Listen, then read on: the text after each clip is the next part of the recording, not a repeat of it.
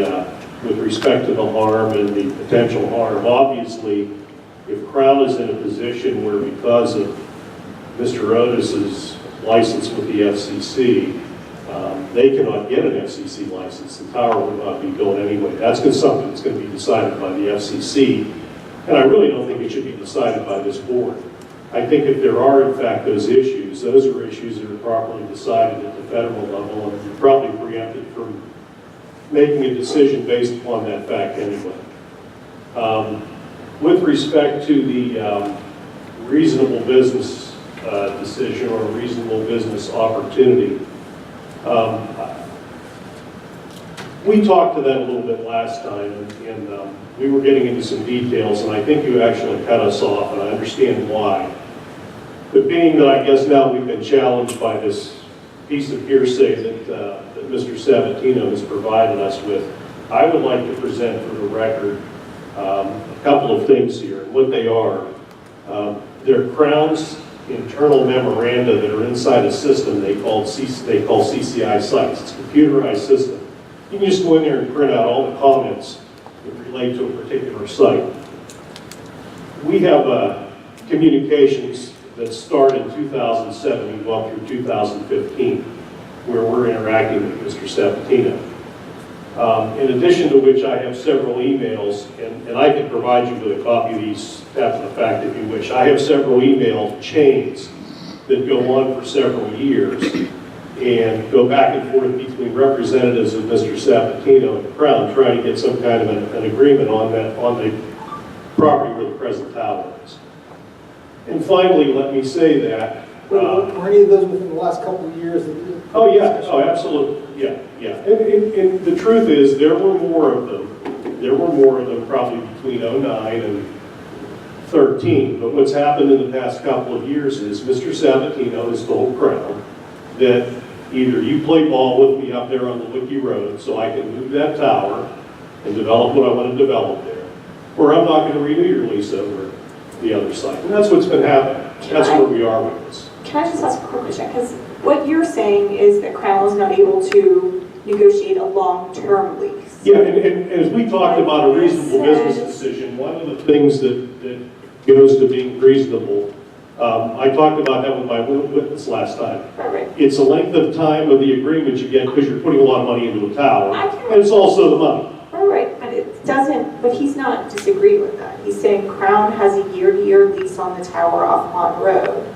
So you're saying the same thing. It's just whether or not it's Crown's intent. We have a year-to-year lease that he can terminate at any time, just like we can.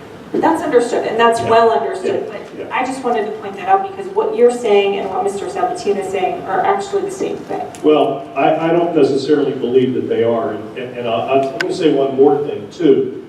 And I can testify to this as a fact because it was actually stated to me. It was sent in an email to me. When Crown wasn't quick to join the Lewicki Road appeal to walk to Commonwealth Court, Mr. Sabatino had his attorney send an email to me, which basically said, your clients better be ready to get their tower off of my property.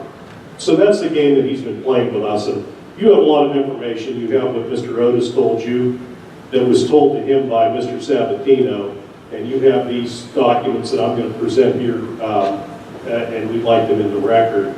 And you can form your own judgment about that. Mr. Richard, do you have a response or a comment on the second item that you mentioned about the definition of a recorded plan of subdivision? Yes, I think that we've discussed this in prior meetings between the board and Crown, and I've discussed it with your solicitor. First of all, recorded plan of subdivision is different than subdivision. It is a different term. It can mean the same thing. Perhaps it doesn't necessarily mean the same thing. One of the things that I wanted to ask your zoning officer was, in the administration of the zoning ordinance, how he has interpreted that regulation with respect to any cell tower applications he may have had. If he has strictly interpreted it in the manner that's being suggested by Mr. Otis, or if in fact we realize that probably one day a long time ago, there was only one parcel of property. And somewhere along the line, people split parcels of property. So there are subdivisions. There are continuous subdivisions.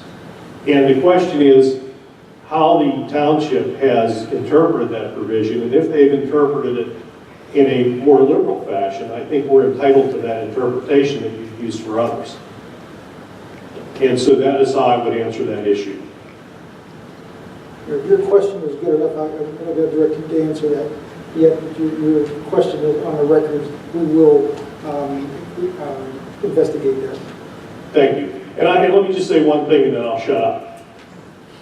If we're in a classroom somewhere and we're talking about what subdivisions are, I think what our opponents presented is very, very true. I think the interpretation of that when you're talking about a land use regulation is a little bit different. And I think that there's a possibility, as a matter of fact, I know there have been cases where the township has not interpreted that in the same manner as it is being, the interpretation is being offered by Mr. Otis. And unless you have any questions for me, I'm done.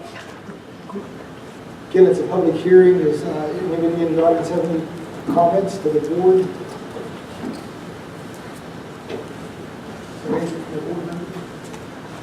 For the testimony, we declare this hearing is closed, and we will address the application shortly, set a date for voting.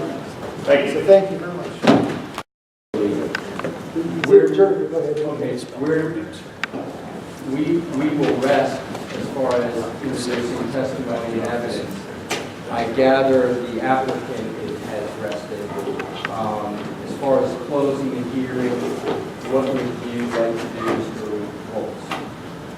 I think you're considering this hearing closed. We will enter all the exhibits in the court order and make them available. And I would like to review them, I think.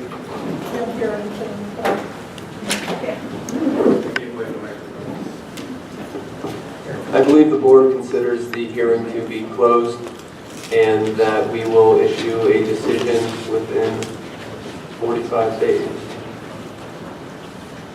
I don't know about Mr. Ratcher, but I might want an opportunity to submit proposed findings and conclusions or some memorandum that might assist the supervisors.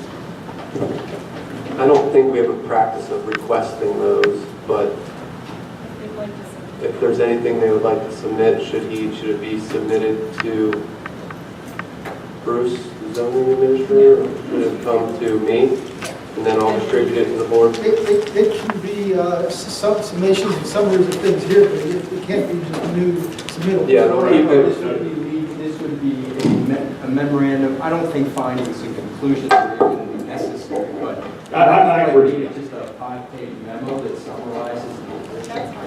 Okay, yeah, and I obviously want to do the same thing. I guess we should probably identify a date by which we want to have that. 10 days? 10 days? 2 weeks? I think he just got a little nervous. He said 10 days. Well, I just have a couple others I'm going to write it out. You don't need 6 2 weeks? Let's see, it's the 11th.